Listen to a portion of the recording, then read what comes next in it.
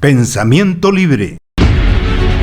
Un espacio para el análisis y lectura de la coyuntura nacional e internacional. Personajes de la vida política, social y económica. Es una ventana a la historia, la cultura y las bellas artes. Conducido por Noel Navarro. En este momento iniciamos una edición más de Pensamiento Libre, una luz en la noche de los pueblos. ¿Qué tal? Bienvenidos a una edición más del programa Nuestro Tiempo, una ventana abierta a las diferentes corrientes del pensamiento humano. Es un programa con más de 20 años en la televisión sanpedrana y por ende en el departamento de San Marcos. Por cierto, en la página de Quetzalí Televisión hemos abierto una sección denominada Nuestro Tiempo en la Historia, en donde usted puede ver programas grabados hace muchos, pero muchos años. Así que ingrese a YouTube y escriba Quetzalí TV para disfrutar de variedad de temas y personajes en la historia de la vida local y nacional. El tema de hoy está denominado Alianzas Público-Privadas y la concesión de la autopista Escuintla-Puerto Quetzal. Para ello quiero darle la bienvenida a nuestros invitados de hoy, al diputado Samuel Andrés Pérez, diputado del Congreso de la República, miembro del partido Semilla, y ya a nuestro acostumbrado panelista, el abogado y constituyente de 1985, Aquiles Fayase. ¿Cómo están? Bienvenidos. Es un gusto para mí tenerlos aquí en los estudios y en el programa Nuestro Tiempo. Inicialmente, pues un saludo para ustedes de bienvenida. Buenos días, Noel. Buenos días, Samuel. Mucho gusto, buenos días. Muchas gracias por estar con nosotros. El tema de hoy va relacionado con analizar la aprobación del proyecto de concesión de la autopista Escuintla-Puerto Quetzal al consorcio Autopistas de Guatemala S.A., denominado Rehabilitación, Administración, Operación y Obras Complementarias de la Autopista Escuintla-Puerto Quetzal con cobro de peaje. Este proyecto fue aprobado, hay que decirlo entre comillas, en la madrugada del pasado jueves 25 de noviembre por el Congreso de la República. Me imagino sustentados en el decreto número 16-2010, que es el verdadero nombre de esta ley, que es Ley de Alianzas para el Desarrollo de Infraestructura Económica, y me llamó mucho la atención en el artículo 2 de esta ley de su ámbito de aplicación, que dice: la presente ley se aplicará a los contratos de alianzas para el desarrollo de infraestructura económica destinados a la creación, construcción, desarrollo, utilización, aprovechamiento, mantenimiento, modernización y ampliación de infraestructura, autopistas, carreteras, puertos, aeropuertos, proyectos de generación, conducción y comercialización eléctrica ferroviaria. Vamos a dejarla hasta ahí y esto nos da pie para iniciar este análisis. Licenciado Aquiles, usted como experto en la materia, ¿qué opina de este decreto? ¿Cree usted que fue elaborado con dedicatoria, como se dijo en aquel tiempo, para favorecer a ciertos sectores locales y extranjeros, que a mi criterio son responsables de la problemática nacional y principalmente de la actual coyuntura de conflicto social que vivimos los guatemaltecos? ¿Qué opinión tiene de este decreto ley?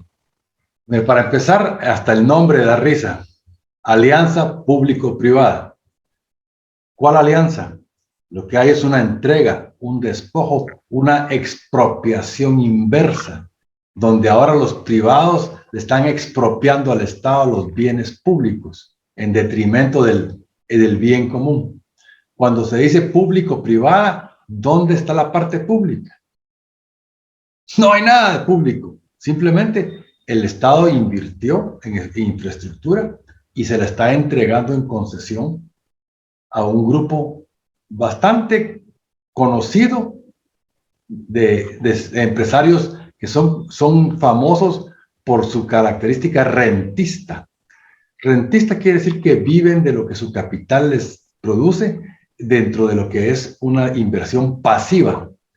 Ahora, esta idea no es nueva, Noel. Usted se debe recordar, porque los dos peinamos canas, aunque no se miren. Esto nació en Guatemala en la época de Lucas García, del dictador Lucas García, del dictador militar Lucas García. Había un personaje muy recordado y muy conocido, nieto del presidente Miguel García Granados, que se llamaba Raúl García Granados, que de casualidad era el suegro de Álvaro Arzú en ese momento del tiempo. Él se alió con unas compañías francesas y se fundó lo que se llama la Desarrollo de Autopistas de Guatemala, DAG, y otra compañía que la cual no recuerdo el nombre, que era Desarrollo de Infraestructura. En el gobierno de Lucas se fundó la compañía, se abrieron oficinas, empezaron todos los trámites, todos los trabajos, y se inició Chulac, la hidroeléctrica Chulac, que es una hidroeléctrica más grande que Chixoy y que esta está abandonada desde el golpe de estado de Ríos Montt. Cuando Ríos Montt llegó al poder, lo primer acto que hizo fue cancelar lo de desarrollo de autopistas de Guatemala y los desarrollos como Chulac, y se quedaron abandonados. En la época de Lucas y en las épocas militares anteriores, había infraestructura, había corrupción hasta los huesos, pero la infraestructura era buena. Si no, veamos como ejemplo la carretera de Guatemala Antigua. Tiene 40 años de estar ahí y está en perfecto estado. Entonces la pregunta aquí se convierte, si va a haber corrupción hasta los huesos, ¿qué les impide entregarnos un buen producto a los guatemaltecos? No que estamos ya acostumbrados en los últimos tiempos, los puentes que se caen con cada tormenta tropical, el libramiento de Chimaltenango que se derrumba solito todos los días, en la carretera en Quicheque ya se hundió, que la inauguraron en la media pandemia y ya se hundió. Entonces aquí la pregunta es, ¿cuál es la filosofía de los gobernantes? Desde la época de Álvaro Arzú, la filosofía fue, quebremos al Estado y luego privatizamos sus servicios.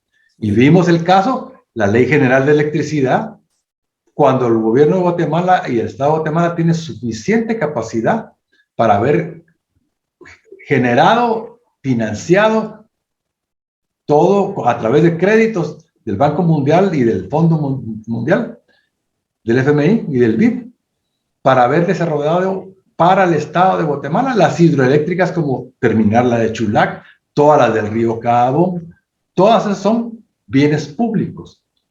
Hubo necesidad de privatizarlos. ¿Y el resultado cuál es? El descontento social con el costo de la electricidad y con ese movimiento de Codeca que está queriendo renacionalizar la electricidad, porque al guatemalteco no le trajo ningún beneficio. Al guatemalteco la Ley General de Electricidad no le trajo ningún beneficio. Luego vemos en la parte de las telecomunicaciones, en la misma historia. Vemos todo el Ministerio de Agricultura, lo que eran los silos, todo en las extensiones rurales, dejó de estar. Si usted en Guatemala, entonces concluyo ahí de la filosofía de los gobernantes. Nos han querido meter la teoría de Reagan Thatcher de que lo privado es mejor. Y eso no es necesariamente cierto. Si usted lo mira, en Guatemala, si usted se enferma, tiene que caer con salud privada. No hay seguridad social que valga, no hay hospitales públicos. Para que sus hijos tengan una mediana educación, tienen que caer en educación privada. Y llegamos al colmo, donde hasta la política se ha vuelto privada, porque se maneja a través de partidos franquicia, que son privados. Los partidos políticos ya no son un canal de expresión política de la población, sino que tiene que estarse alineado a los caprichos del dueño del partido. Así es. Entonces, por cierto, sí, gracias, concluya. No, ahí le dejamos para la próxima. Vale. Yo creo que con este marco de referencia vamos a ir directamente con Samuel, el diputado Samuel, que prácticamente estuvo en todo este proceso de la aprobación del decreto. Diputado Samuel, ¿en qué consiste? ¿Cómo fue aprobado el proyecto? ¿Quiénes y por qué se opusieron al mismo? Y si realmente considera usted que hubo compra de votos. Bienvenido, Samuel. Va, excelente. Sí, bueno, lo que pasó es que este proyecto venía agendado ya hace varias sesiones en el Congreso. Finalmente, ahorita en la última sesión del año decidieron intentar pasarlo y efectivamente tenían ya los votos necesarios para hacerlo. Eso genera suspicacias ¿por qué no lo escribieron antes? Diputado Samuel, tenemos problemas con su audio. ¿Quiere hacer favor de revisarlo? Muchas gracias por continuar con nosotros acá en nuestro tiempo el día de hoy, hablando de el proyecto de aprobación del proyecto de la autopista Palín, es decir, Puerto Quetzal. Estaba con nosotros ya en el inicio del programa el diputado Samuel Pérez por Semilla en el Congreso de la República, prácticamente parte de la oposición, pero por razones técnicas tuvo que abandonar. No teníamos mucha claridad en el audio y pensamos que no era conveniente continuar con él, así es de que lo dejamos para otra oportunidad. Sin embargo, el abogado Aquiles Fayase pues continúa con nosotros analizando este tema. Ya en la primera parte, él nos dio su opinión acerca de este acuerdo, de esta ley, que básicamente tenía o tiene como intención consolidar un modelo mínimo de Estado, favorecer a grandes pues, instituciones, monopolios internacionales, y nos empezó a explicar de la experiencia que hemos tenido a lo largo de la participación público-privada, que como él exactamente lo dice, de público no tiene nada. Me gustaría pues que analizáramos esta coyuntura, en qué momento nos encontramos con una aprobación de una concesión más por 25 años. ¿Cómo podríamos diferenciar una concesión de lo que llevó a cabo Arzú con la privatización, licenciado Aquiles? Básicamente ninguna. Este modelo se parece más al tema de Puerto Quetzal, de la EPQ, que es una otorgación de bienes del Estado, porque en el puerto se otorgó la dársena, el área, todo lo que tenían para poder operar el puerto. En Guatemala hay 3 carreteras privadas al día de hoy, cada una con un modelo muy diferente. Está el ejemplo de una carretera privada, es la VAS, que circula a la ciudad de Guatemala en el sur. Esa carretera es 100% privada. Los inversionistas de ahí compraron los terrenos, sacaron las licencias municipales, lograron los derechos de vía, hicieron la carretera y administran la carretera. Es como que usted construyera un edificio para rentar. Ahí no hay nada que argumentar, es 100% privado. Ese modelo es el que debía de seguirse si se quieren hacer infraestructura privada. Donde se empezó a bastardizar el concepto de la infraestructura privatizada es en el gobierno de Álvaro Arzú con la autopista Palín-Escuintla. Así es. Porque allí Álvaro Arzú y su gobierno cedieron terrenos del Estado, públicos, y la compañía Marlos Mexicana construyó la carretera, lo que justifica que la carretera básicamente es privada, pero se le debe al Estado. Y acuérdese que la ley dice que cualquier cosa que usted construya sobre un terreno que no es suyo, le pertenece al otro. En este caso, el terreno le pertenece al Estado de Guatemala. Y esa concesión está por vencerse ya. Esa concesión que también era por 25 años, ya está por vencerse. La autopista Palín-Escuintla no le trajo ningún beneficio a Guatemala, porque le dan de regalías al Estado 1%. Sí. 1%. Y de todo. Eso es igual que las mineras, no sirve de nada. Y lo que sí ha creado esa autopista es una desesperación y una destrucción de la carretera pública de Palín a Escuintla. Porque el 80% del transporte de carga no paga el peaje. Se va por la carretera pública. Así es. Y la han destruido y han generado caos en la ciudad de Escuintla. Entonces, ¿para qué queremos una autopista que el transporte de carga no usa? Es un fracaso. Y ahora el tercer modelo de carretera privada es esta que vemos ahorita de Escuintla a Puerto Quetzal. Ahí no hay nada de nada. La carretera está en terrenos del Estado, derechos de vía del Estado. La carretera la construyó el Estado hace 40 años. Y simplemente lo que hicieron fue no darle mantenimiento. Y entonces todo lo que van a hacer este grupo nuevo de las autopistas de Guatemala es chapucear la cinta asfáltica y cobrar peaje. Entonces, la filosofía de una alianza público-privada, primero que nada, es otorgar un servicio que no existía. Segundo, otorgar una opción para el que no quiere pagar. Esto lo vemos en México con las carreteras federales y las carreteras privadas. Así es. O sea que ha funcionado en México.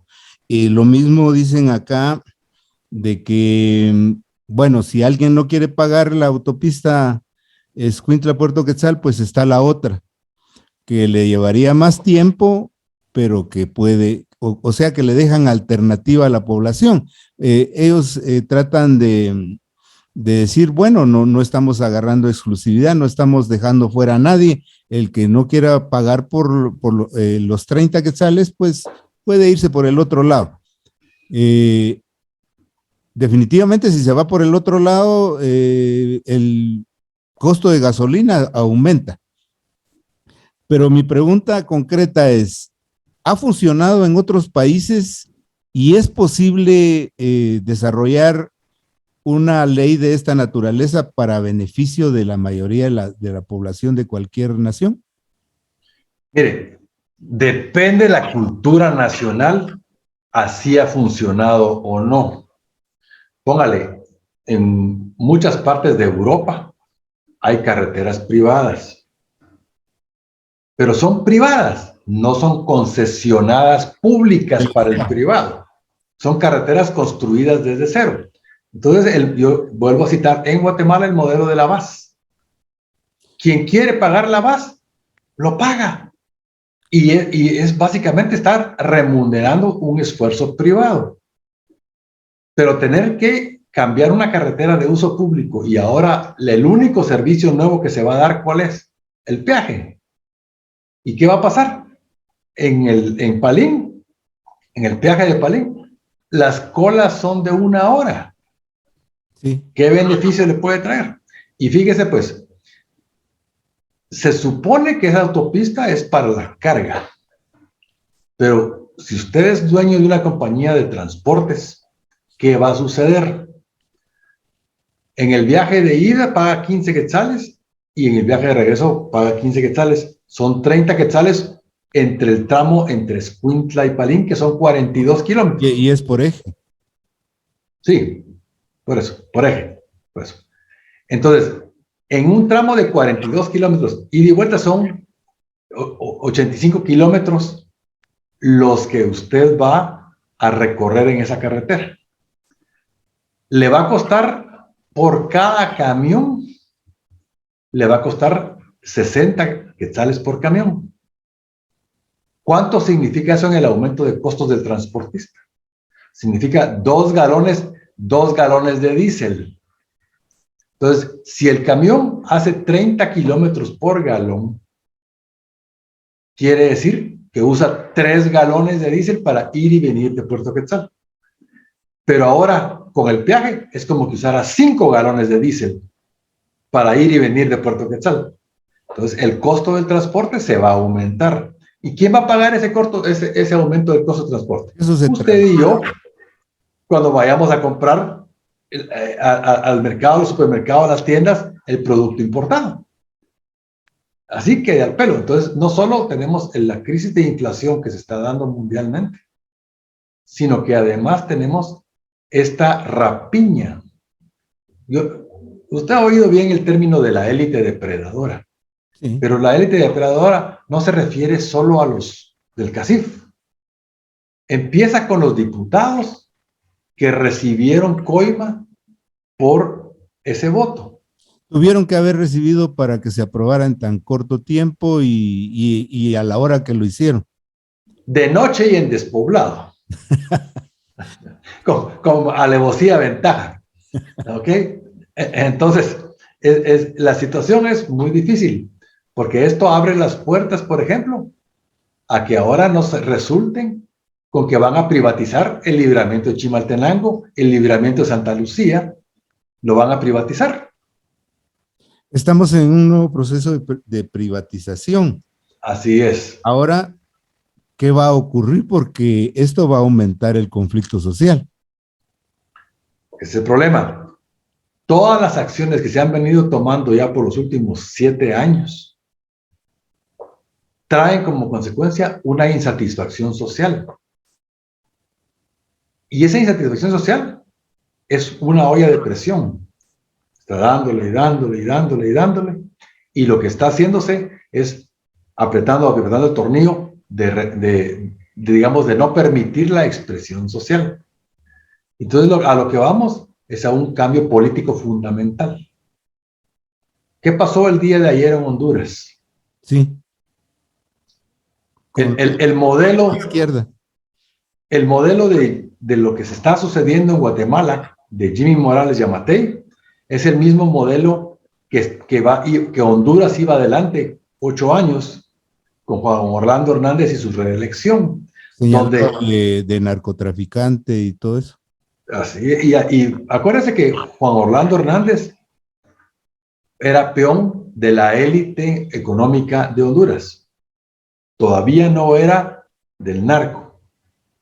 Y entonces fue la élite económica de Honduras la que prefirió el golpe contra Zelaya, lo avalaron, lograron el lobby en Washington y lograron el visto bueno de Washington y la reelección de Juan Orlando. Sí. Y ese modelo corporativo de dictadura es el que se ha venido implementando en Guatemala. Y en Honduras se logró apenas un 62% de participación, pero el resultado fue 53% para la esposa de Mel Zelaya. Entonces, ¿eso qué quiere decir? Que en Honduras la presión social es tal que están dispuestos a caer de nuevo en el populismo, con tal de librarse de la dictadura corporativa que tienen. Claro. Ahora, el tema es en Guatemala, ¿qué va a suceder en el 2023? Sí, porque imagínese Bukele, Nicaragua, ahora Honduras, pero las condiciones actuales del país, digamos, las diferentes ofertas que ya están perfilándose y que han venido trabajando, ¿a dónde vamos a caer realmente? Porque un estallido social estaría en diría yo, en un 75% a donde estamos actualmente, pero ya estamos a un año de las elecciones, entonces, y en la forma que se están moviendo las aguas y el conflicto social y esta coyuntura que estamos viviendo con lo que esta ley que se aprobó, que es parte de algo, ¿hay perspectivas de cambio para Guatemala o vamos a seguir con lo mismo? No, vamos a seguir con lo peor. Porque ahora se da cuenta usted que no solo hay persecución contra los periodistas, capturaron a aquella patoja que pintó algo en la manifestación de hace un año. Así es. Están apretando mucho la tuerca porque no hay nada mejor que la libertad. Fíjese que en eso, por ejemplo, el gobierno de Vinicio Cerezo dio un ejemplo. Critiquen todo lo que quieran, muchachos, y manifiesten todo lo que quieran. La fiesta de la democracia, le dijo, ¿verdad? Así es. Pero cuando estamos ahora cayendo en este corporativismo de gobierno, entonces vemos que el Tribunal Supremo Electoral, una magistrada del Tribunal Supremo Electoral, que se supone que es independiente, que se supone que no tiene opinión, está haciendo campaña activista a favor de Yamatei, Blanca Alfaro. Sí, así es. Entonces, ¿qué se puede esperar de un Tribunal Supremo Electoral que tiene una agenda trazada? Pues no van a inscribir a los candidatos que les estorban. Va a ser como lo que pasó en Nicaragua, que se encarceló a los candidatos a presidente. Sí. ¿No pasó nada? Y no pasó nada. Exactamente. ¿Me entiende? Entonces, desafortunadamente, eso es lo que se mira en el panorama. No se mira ninguna alternativa. Y lo que vamos a terminar cayendo es en una situación como que si Neto Brand sale, Neto Brand va a ganar. Pues, imagínense caer en manos de Neto Brand. ¿Cómo va a ser la situación? Bueno, entonces, el tema es que la organización social no está teniendo efectos, porque cada grupo no quiere hacer digamos, entre una alianza o una convivencia pacífica De entre cerrar ellos, filas. sino que cada quien Filas. quiere su protagonismo. Y entonces veamos el caso del diputado Pérez, que se retiró de esta discusión. Él es un hombre joven en un partido que se supone que es nuevo, que se supone que abanderaban la lucha contra la corrupción, que iban a tener de candidata presidencial a Telma Aldana. ¿Y qué pasó? Pues diputados de Semilla, ya en varias ocasiones, para los estados de calamidad, han votado con el oficialismo. Sí. Y ahora, incluso este diputado que votó en solitario de Semilla para la alianza pública-privada, ¿cómo fue amonestado? Si tendría que haber sido expulsado del partido. Pues. Exactamente, si se quiere mandar una buena imagen a... Pero que le van a dar una remisión por escrito. Y precisamente hoy en la mañana estaba analizando que van a seguir dividiendo el voto. Ahora resulta que aparece un migrante que viene de regreso con un proyecto sustentado en la ciudadanía y que piensa lanzarse para presidente. Entonces... Marcos Matil. Sí, Marcos Matil. Ahora, pues, no hay forma de que se ha creado un frente común en donde todas las fuerzas progresistas puedan aglutinarse, pero esto no es porque no se logre, sino porque hay todo un proyecto de crear división y seguir manteniendo el status quo. ¿Es así? Efectivamente, efectivamente. Y estamos retomando, como lo explicaba al principio, esa agenda privatizadora. ¿Qué se habla? ¿Qué se habla constantemente ahorita? De la privatización del IX. Sí. ¿No? Entonces, ya empezaron a lanzar globitos ahí. Vale. Y entonces hay que voltear a ver a Chile. ¿Qué consecuencia trajo la privatización del Seguro Social en Chile? Pues después de 20 años, el estallido social del año pasado, del año 19, que terminó en una constituyente como la que tienen y en unas elecciones presidenciales como la que van a estar en segunda vuelta ahorita, extrema derecha y extrema izquierda. No hay un campo en medio. Gane quien gane. Si es extrema derecha, es regresar al pinochismo, Sí. pinochetismo. Y si es extrema izquierda, es copiarle el modelo Perú. Y eso no trae beneficios para la población chilena. Entonces, esa polarización, o sos vos o soy yo, pero no tenemos nada que hablar en medio. Es necesaria la tercera vía. Exactamente. Entonces, el tema de la privatización parecería ser beneficioso en algunas cosas, pero no lo es. En general es detrimental, ¿Por qué porque no, se está... digamos, al momento de aprobar una concesión, se pone como requisito que las municipalidades puedan ser parte de los accionistas o que se permitan inversiones pequeñas? ¿Por qué solo solo a un ente se le aprueba? Porque la municipalidad podría bien ingresar o no. Claro, y regresemos al caso de que nos ocupa en este programa, la autopista Escuintla-Puerto Quetzal. Si el gobierno le diera mantenimiento a la ruta antigua Palín-Escuintla y construyera la circunvalación de Escuintla como se construyó la de Santa Lucía con Sumaluapa, problema resuelto. Pero no, la carretera antigua de Palín a Escuintla está abandonada y los cientos de camiones diarios atraviesan la calle principal de Escuintla. Entonces, los 300,000 habitantes de Escuintla son esclavos de una decisión de esas. No puede ser. Retomando el tema de esa concesión que vence ya el año entrante. La van a prorrogar, ¿verdad? Sí, pero ¿dónde está la presión social para que ahora que ya se tiene que, porque la renovación de la carretera Palín-Escuintla de peaje tiene que llevar dos procesos. El primero es entregarle al Estado, al vencimiento del contrato y de la concesión, la carretera para uso público. Y luego tiene que venir otra sesión del Congreso como esta, para darles en concesión la carretera. Nuevamente.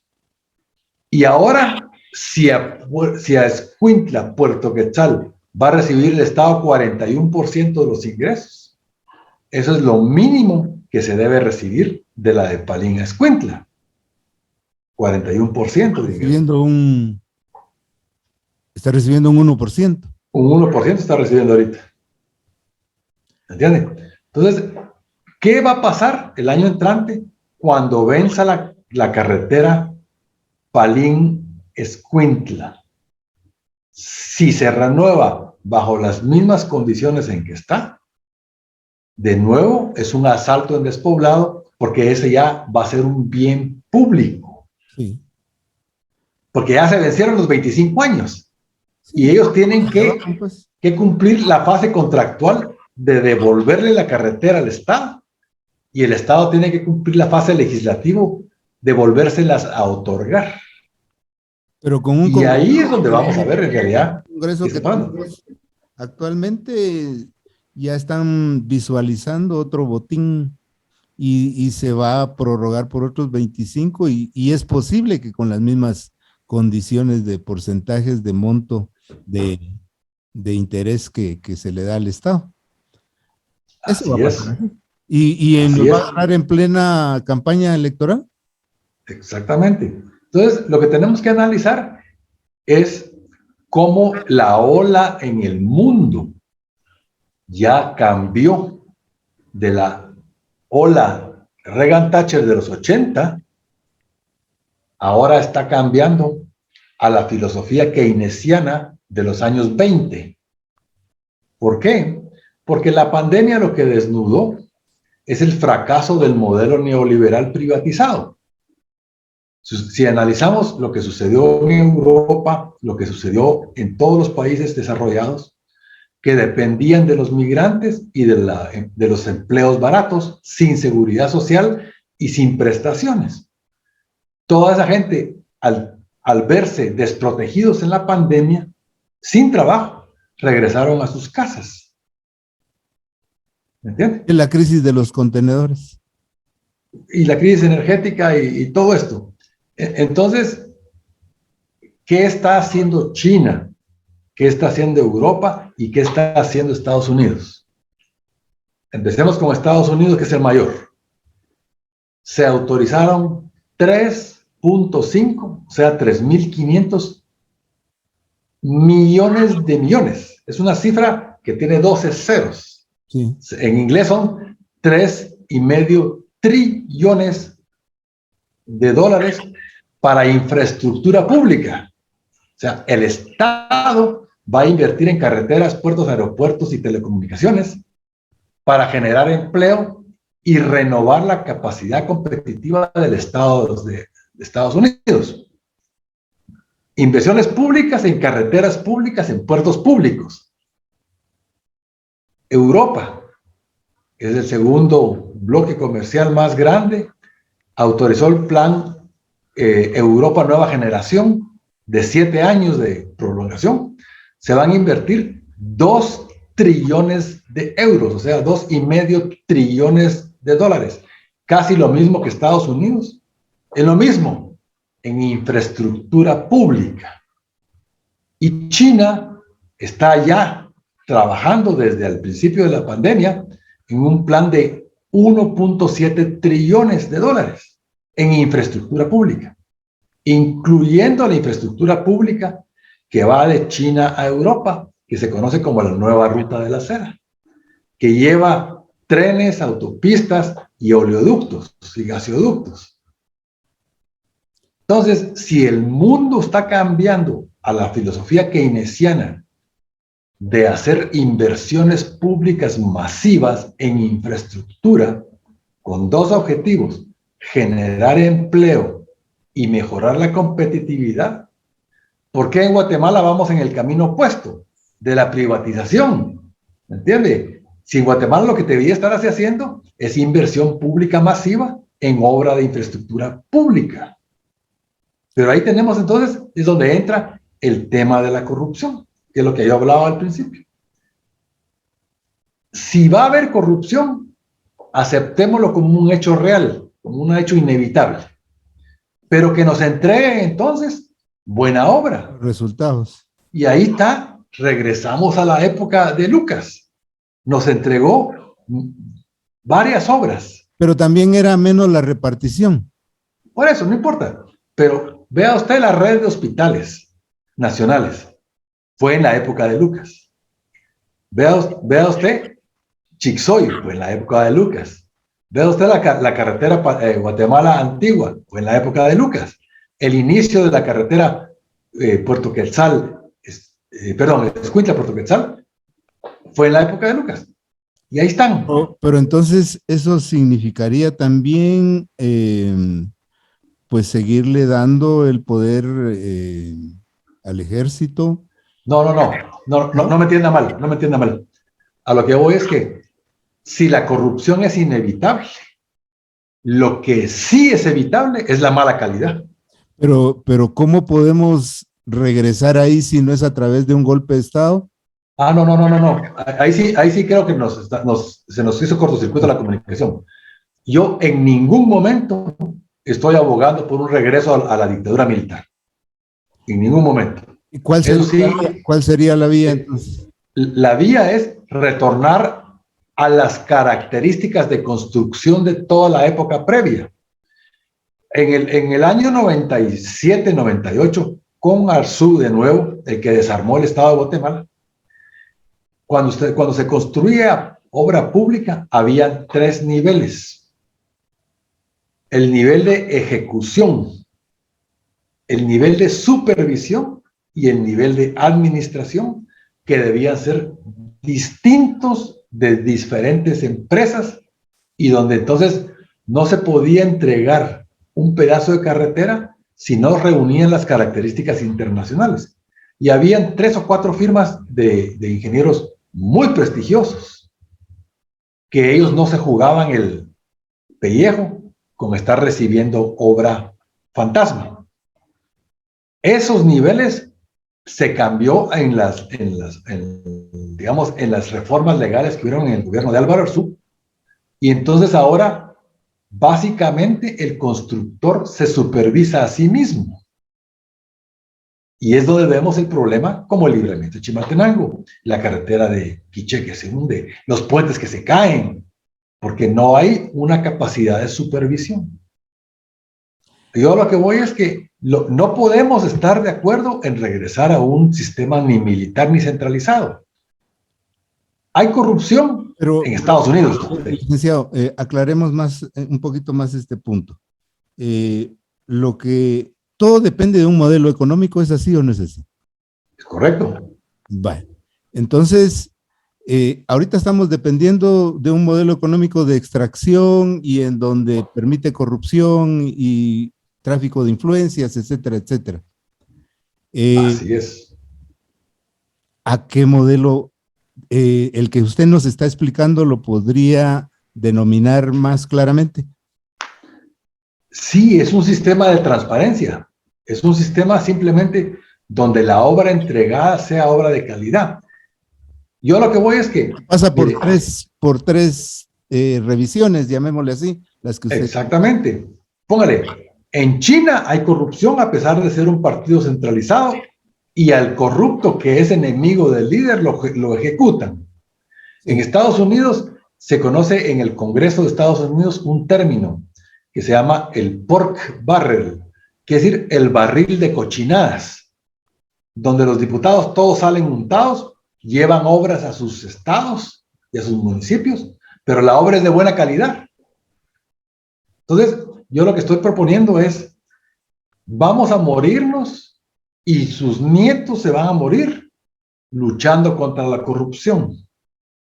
Y eso no solo la cultura política ha degenerado en que en enriquecimiento indebido, innecesario y exagerado de los que ejercen el poder, lo que no se hay es una responsabilidad social de poder responder por las obras hechas.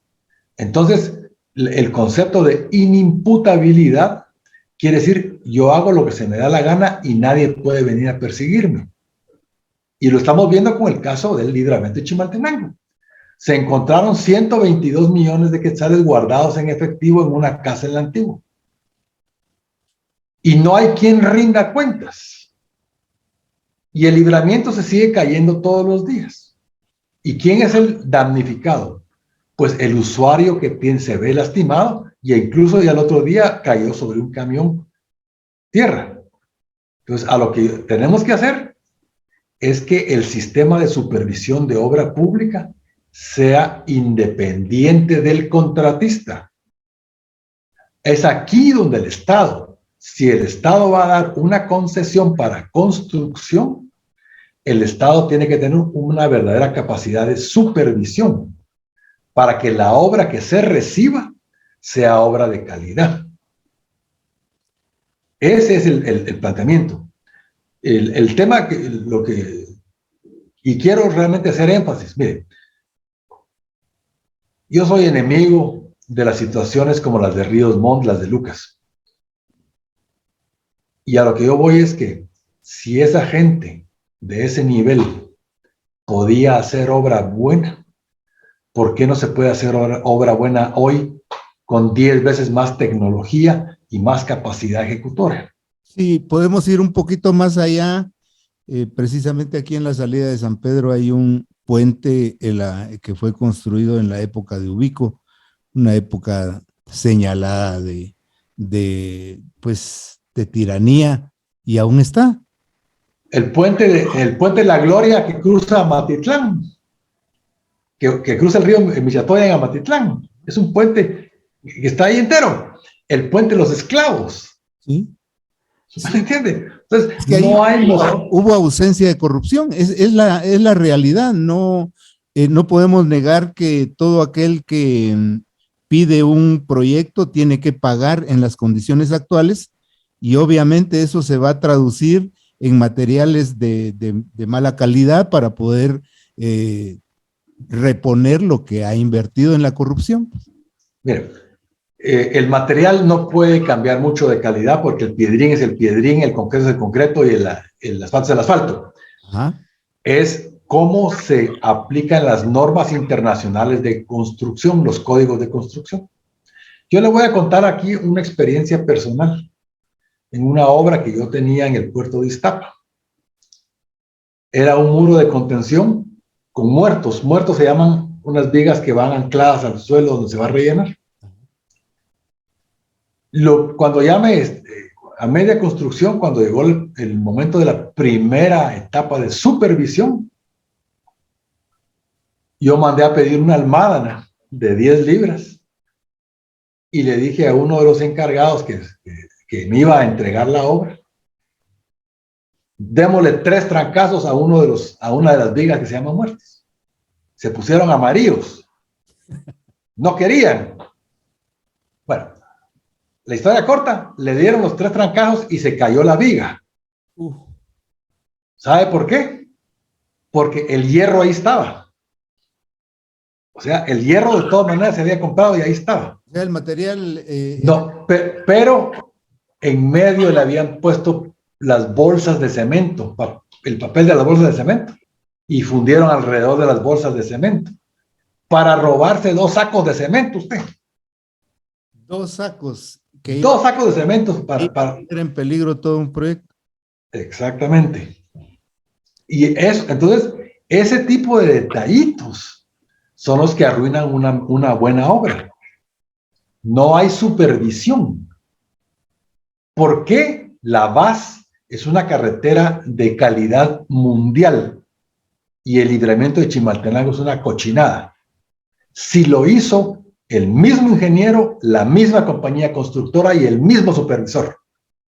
Entonces, si usted dice que no es cuestión de material, de la calidad del material, ¿en dónde estuvo el meollo La diferencia es que la VAS es mi propio dinero el que ellos metieron, su propio dinero. Hay que cuidarlo, que dure 50 años. En Chimaltenango no. En Chimaltenango no había que meter el dinero en calidad, sino en repartir comisiones. Y entonces vemos esos muros de contención que básicamente son concreto tirado sobre la tierra. Eso no contiene nada. Esos muros en ingeniería se llaman muros guniteados, de la palabra gun, pistola en inglés. ¿Por qué? Porque se dispara concreto contra una malla de acero en un ángulo específico sobre la tierra. Y eso contiene la tierra. Pero los muros de Chimaltenango, ¿qué es lo que no tienen? El acero, no tienen acero. Se gastaron en el concreto sobre la tierra en ángulo inadecuado, pero no tienen hierro. Y entonces se desmoronan. Bien, nos fuimos por diferentes direcciones, pero volviendo un poquito a lo que está sucediendo en Centroamérica y en las condiciones que estamos actualmente en Guatemala, la proximidad de las elecciones, no va a haber cambios en la ley electoral y de partidos políticos, sino podría avisorarse algo positivo. De hecho, no se va a dar. Mire, es más, desde el principio de la pandemia, el Tribunal Supremo Electoral sacó una advertencia para todos aquellos que estén haciendo o que piensen hacer promoción de su imagen. Y ya saben que la ley electoral los castiga con la no inscripción. Entonces, póngale algo que no se va a dar, pero un ejemplo aquí claro. Si yo me quisiera lanzar alcalde de algún lado o diputado, ¿qué es lo primero que me van a descalificar? Pues que yo estoy constantemente en los medios. Ajá. Yo estoy promoviendo mi imagen, van a decir, y no me van a querer inscribir. Y ese es el problema. Esa discrecionalidad que el Tribunal Supremo Electoral tiene para poder decidir quién sí participa. Entonces usted va a ir a un restaurante como Pollo Campero, donde o come pollo, pues. Entonces le van a poner pollo asado, pollo frito, pollo enchilado, pollo tomatado, que son del mismo dueño del mismo pollo, pero no le van a dar la opción de frijolitos ni tortilla con chile. Y es que imagínese, por ejemplo, los alcaldes que quieren impulsar a alguien de su actual corporación y que lo mandan a las inauguraciones de proyectos. ¿Esa es una campaña? Correctamente, exactamente. Pero como el Tribunal Supremo Electoral tiene una agenda vista, todos esos son aceptables porque son del mismo grupo de ellos. Entonces, el alcalde Neto Brand se promueve su imagen, aceptó ser candidato presidencial de todos y se peleó con Felipe Alejos. Resultado, le metieron antejuicio. Con el antejuicio se aguadó Neto Brand y regresó al redil y le quitaron el antejuicio. Y entonces ya es otro, ya es elegible también. Entonces, lo que ya vemos en el panorama es que se quiere criminalizar a Telma Cabrera, por ejemplo. Sí. Y no se le va a permitir la inscripción, ahí va a ver. Que no se le va a permitir la inscripción. Lo que pasó con Telma Aldana en Semilla. No se le permitió la inscripción. Sí, es otra forma similar a la de Nicaragua. Más disfrazada, ¿verdad? Pero si no, podrían haber cambios en la ley electoral y una de ellas podría ser reducir el tiempo de campaña. Es que ya no se puede. Mira, pues, en un país desarrollado, y no me voy a ir ni a Alemania ni a ningún lado de esos, Costa Rica, donde la población es homogénea, el territorio es relativamente pequeño, la población es, cuando digo homogénea, varios factores. Uno, más o menos su origen, cuál es, su idioma cuál es y su educación cuál es.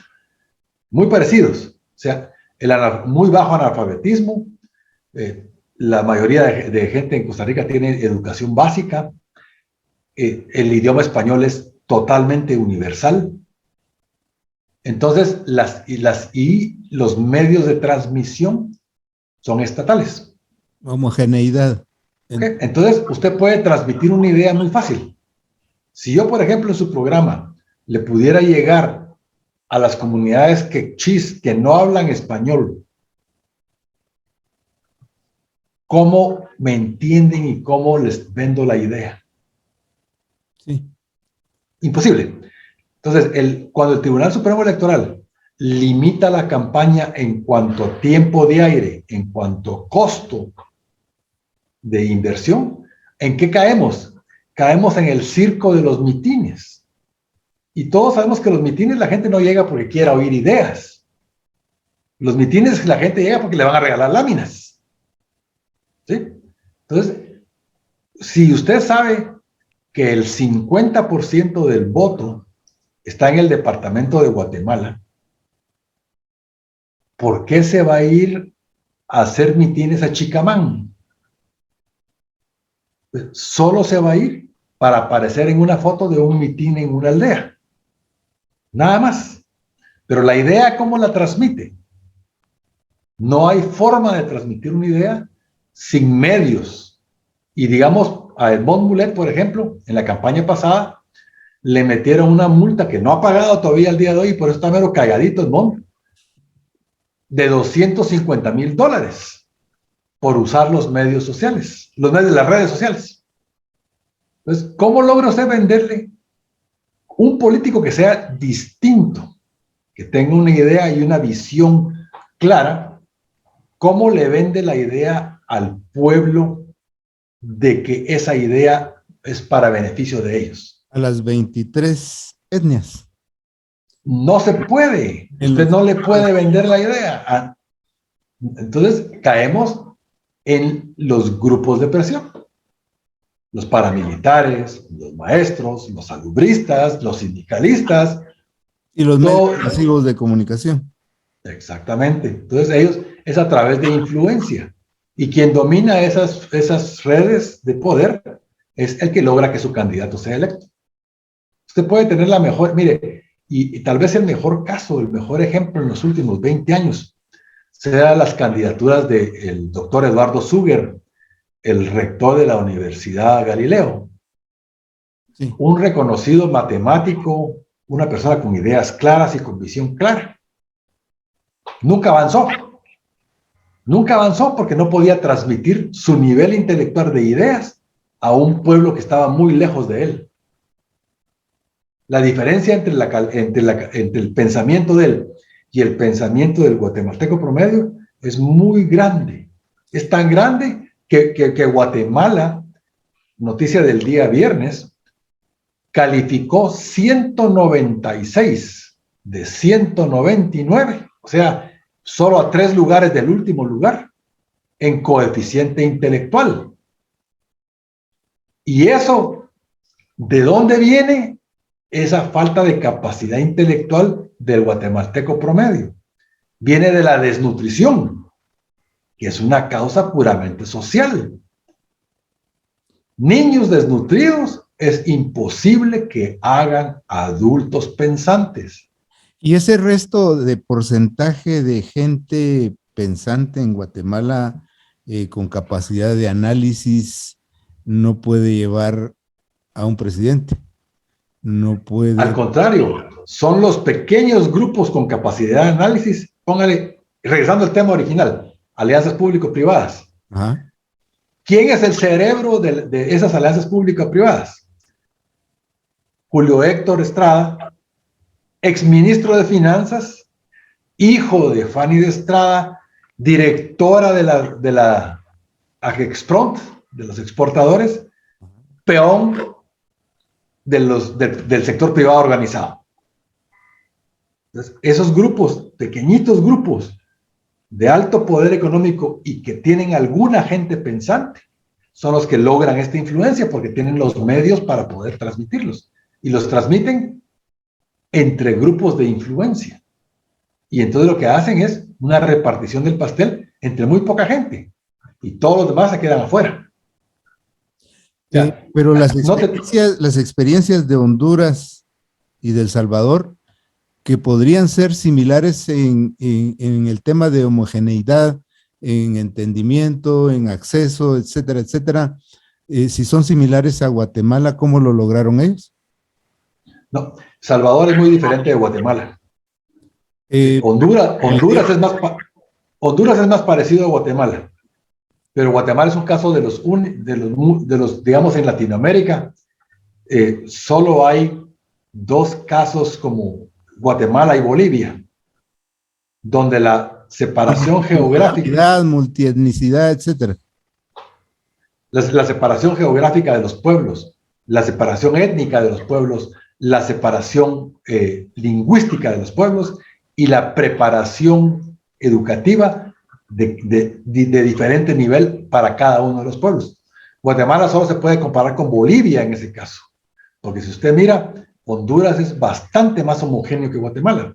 Honduras, podríamos decirlo, compararlo con el oriente de Guatemala. Sí. La mayoría de Honduras es como que si fuera Chiquimula, Zacapa e Izabal. En su pensamiento, en su raza, en su idioma, esa homogeneidad existe en mayor nivel en Honduras que en Guatemala. Y en El Salvador es completamente distinto, porque en El Salvador es básicamente un pueblo. Entonces, sin embargo, los fenómenos sociales y políticos de Nicaragua, Guatemala, Honduras y El Salvador son completamente distintos. Nicaragua, dictadura, revolución, contrarrevolución, proceso democrático que eligió al revolucionario y se convirtió en dictador. Entonces, el pueblo de Nicaragua tiene 100 años de vivir bajo dictadura. La mente del nicaragüense está acostumbrada a la gran papá. El Salvador, la guerra interna de reivindicación fue como la guerra interna de Guatemala, con las diferencias que allá lograron empatar.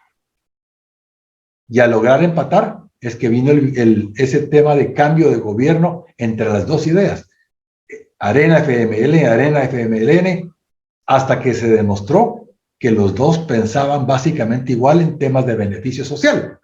Y entonces entró alguien como Bukele. Bukele, ¿qué es lo que significa en realidad para el salvadoreño?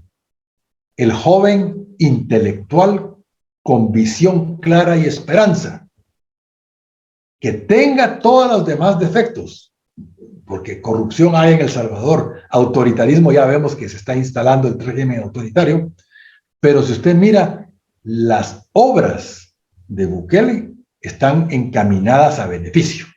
Sí. Póngale, solo esa que parecería idea loca, de la ciudad Bitcoin. Sí. Solo la percepción mundial de un patojo que tenga la visión de desarrollar a El Salvador como centro financiero, solo esa visión cambia cómo reciben a Bukele en Alemania, en China, en Washington. No sé si usted ya vio el video de Bukele con Xi Jinping. Lo Con Xi Jinping. constantemente, y por eso pienso sustentado su gobierno en algo tan frágil como la criptomoneda que es tan volátil, pues. Pero no es tan volátil que digamos, y sin embargo lo que está dando es notoriedad y capacidad financiera a El Salvador. Fíjese que Está poniendo a El Salvador en los ojos del mundo. en Guatemala y en Honduras estamos en los ojos del mundo por las causas equivocadas. ¿Sí? Corrupción, desnutrición, destrucción social, sin vacunas.